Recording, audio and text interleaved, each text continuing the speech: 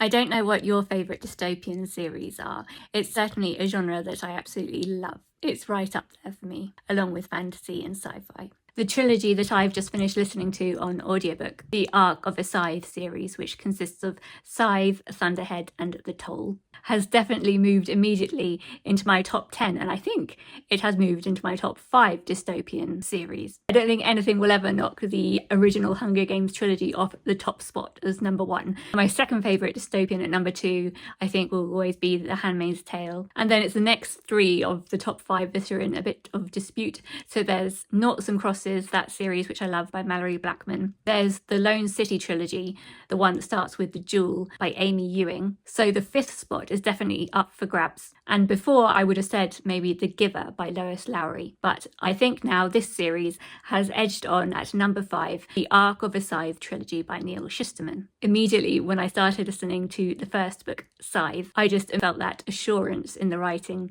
that the writer knew what he was doing, and I was confident that it was going to be really good. It was just super quality and just such a good read. Very enjoyable. So these books are set in our future, where technology has advanced so much and humans ended up creating this benevolent AI which now rules over everything very fairly, and it can't break its own laws and rules. It's an example of how an AI could be done very well. But technology has advanced so much that human beings are now immortal. With nanotechnology, the nanites in your blood can heal anything. So you can go dead-ish, but then you can be brought back in a recovery centre. So technically, nobody has to die. And because of this benevolent AI called the Thunderhead, there is nothing left to discover. Everything has been figured out.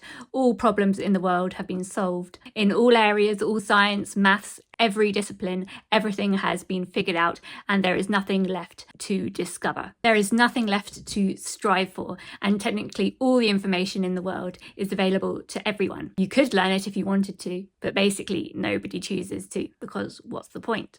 And as a result, human beings have kind of stagnated. Human beings have become completely dependent and reliant on this AI, even their very way of thinking. Because they can directly communicate with the AI, they constantly have access to what it thinks. And so they've sort of lost the ability to think for themselves and to make decisions, because they can just trust that the AI will make the best decision for them and can think so much better than they can. It's the ultimate spoon feeding, really. And as the trilogy progresses, the AI itself does come to realise that this may be a mistake that it has made, that too much nannying, as it were, has actually become bad for the human race. Which is increasingly relevant to right now in our history. So even though the first book of this series was published a decade ago now, it's very relevant to people increasingly using AI to be their brain for them. And here's where I think the writer maybe gets it a bit wrong, because nobody creates anymore. They say everything's already been painted, but that's kind of not the point of art. The point of art is every single person has a different point of view, a different way of seeing things, and their art reflects them and their unique soul and perspective. But I think maybe the author's point is that because human beings are now immortal, their mortal passions seem irrelevant now, and humans now just can't understand what it was like to be mortal, and they can't understand all that feeling and passion that the species used to have. However, there is a big problem with this utopia. So although this Thunderhead, this benevolent AI, can distribute the world's resources really well, it can build underground and underwater in a clean way, and the environment is perfect, there's no pollution, no crime.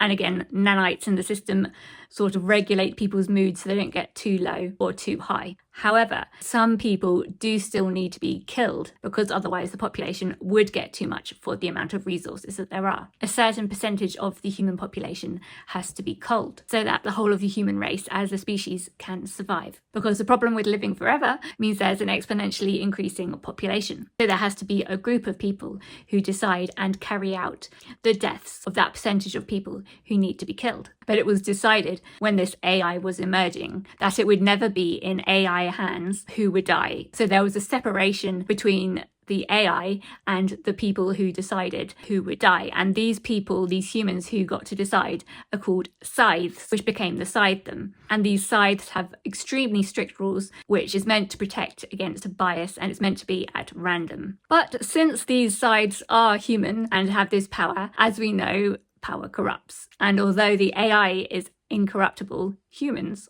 are not. And so this trilogy is the story of that, basically, what the Scythes, these humans, do with that power. And the first book starts off following these two apprentice Scythes who are being taught by a Scythe with integrity. And it's very jarring because we know murder and killing as bad and obviously evil, but because Scythes are meant to kill a certain percentage of the human population and everyone has accepted that and regard that as a good and fair thing, it's extremely unsettling as a reader. In the book, this is something that is seen as something that needs to be done, and it is their duty to do so in a way that has integrity and with rules. So the book is sort of gaslighting you, because as a reader, you know this is wrong, this is off. But the characters in the book just don't see it that way. It never enters their head. So there's that really weird dissonance there. And then in the second two books in the series, we get more points of view, including the AI. We get a glimpse into the thoughts of the AI. And in many ways, the AI seems more human than the actual humans. And I find myself often rooting for the AI a lot more than the humans. Because although the AI is all-knowing and all-powerful in most areas, it cannot interfere at all in Scythe affairs. I enjoyed this series so much. It is great fun. I was recommended it by my friend Tanya's son quite a few years ago now. I don't know why it's taken me so long to get around to it, but I'm very glad that I have, and I definitely recommend this trilogy. It's so good. It's really exciting with twists and turns and mysteries to be revealed. The only quibble that I would have is that I wanted the ending to have a better solution where everything would be solved so that it would indeed be a utopia. But of course, that's not realistic. But there was that small part of me hoping that a really clever, ingenious solution could have made everything magically all better, and that there wouldn't have to be any death for anyone anymore, and that people could live in this perfect world forever, happily, but able to be creative and think independently. So if you've read this trilogy and would like to chat about the ending in the comments, I would very much like to discuss that with you. So have you read this series and did you enjoy it as much as I did? And what are your top dystopian books? I'm always looking for really good quality because there was a boom of dystopian books, but they weren't all necessarily of a great quality. So I'm always looking for some really good ones.